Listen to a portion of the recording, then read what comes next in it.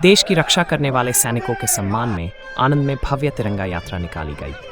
भारत माता की जय, वंदे मातरम के नारे से गूंज उठा। शहर पहलगाम में हुए आतंकवादी हमले के बाद भारत ने ऑपरेशन सिंदूर के जरिए दुश्मन देश पाकिस्तान में नास आतंकवादी ठिकानों पर हवाई हमले किए, जिसके बाद पाकिस्तानी सेना ने भारत पर जवाबी हमला कर दिया, जिससे युद्ध जैसे हालात पैदा हो गए। लेकिन भारतीय सेना के बहादुर जवानों ने पाकिस्तान द्वारा किए गए सभी हमलों को विफल कर दिया और देश की रक्षा की। इस प्रकार भारतीय सेना ने ऑपरेशन सिंदूर के माध्यम से भारत माता और तिरंगे को गौरवान्वित किया है। इस गौरव का जश्न मनाने के लिए आज आनंद में तिरंगा यात्रा का आयोजन किया गया।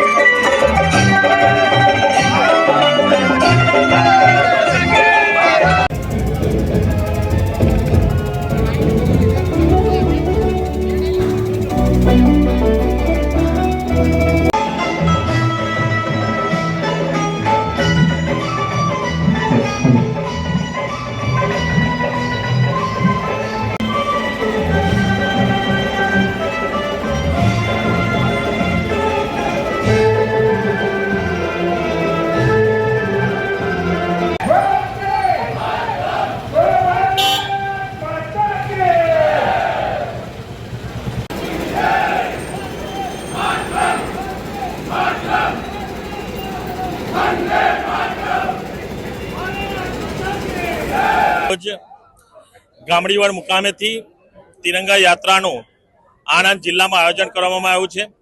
તિરંગા યાત્રા એટલે ઓપરેશન સિંદૂર, જે ભારત દેશના સૈનિકોએ પાકિસ્તાનના આતંકવાદીઓનો ખાત્મો કર્યો અને આપણા દેશનું ગૌરવ વધાર્યું। આદરણીય પ્રધાનમંત્રી નરેન્દ્રભાઈ મોદી સાહેબના નેતૃત્વ હેઠળ જ્યારે પ્રધાનમંત્રી કહેતા હતા કે આનો બદલો લઈશું અને આતંકવાદીઓને ખાત્મો બોલાવીશું, એ જે એમને કરી બતાવ્યું એની માટેની આ તિરંગા યાત્રા સૈનિકોનું માન સન્માન જળવાય। આદરણીય પ્રધાનમંત્રી નરેન્દ્રભાઈ મોદી સાહેબે 2014થી જ્યારે દેશનું નેતૃત્વ સંભાળ્યું ત્યારે દેશને સુરક્ષિત રાખવાનું જ્યારે કામ કર્યું છે, ત્યારે આ તિરંગા યાત્રામાં આપણે સૌ જોઈ રહ્યા છો કે ભારતીય જનતા પાર્ટીના કાર્યકર્તા, એમની સાથે ઘણા બધા ઇન્ડસ્ટ્રીયાલિસ્ટ અને ઘણા બધા બીજા પણ ધંધા વેપાર કરતા ધંધાર્થીઓ પણ જોડાયા છે। આદરણીય પ્રધાનમંત્રી નરેન્દ્રભાઈ મોદી સાહેબ અને સૈનિકોને માન સન્માન અપાવવા માટે સૌ આ તિરંગા યાત્રામાં જોડાયા છે। એમનું સૌનો અમે આવકારીએ છીએ અને એમને પણ આભાર માનીએ છીએ। પાકિસ્તાનના નાપાક સૈનિકો, નાપાક આતંકવાદીઓએ આ ભારત દેશના નાગરિકો ઉપર પહેલગામમાં આતંકી હુમલો કર્યો અને આ દેશના 26 નાગરિકોનો જીવ લીધો। આ દેશના નાગરિકોનું વહેલું લોહીનો જવાબ આપવા માટે ભારતના વડાપ્રધાન આદરણીય નરેન્દ્રભાઈ મોદી સાહેબે સૈન્યને એક છૂટ આપી અને ભારત દેશના સૈન્યએ, વીર સૈનિકોએ પાકિસ્તાનને જડબાતોડ જવાબ આપ્યો, પાકિસ્તાનને નસ્ત નાબૂદ કરી દીધું।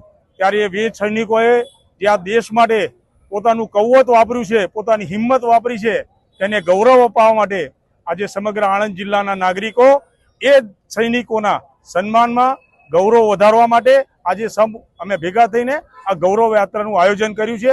ત્યારે એ ભારત દેશના દરેક સૈનિકોને અમારા આણંદ જિલ્લાના દરેક નાગરિકો તરફથી કોટી કોટી વંદન કરીએ છીએ, કોટી કોટી નમન કરીએ છીએ।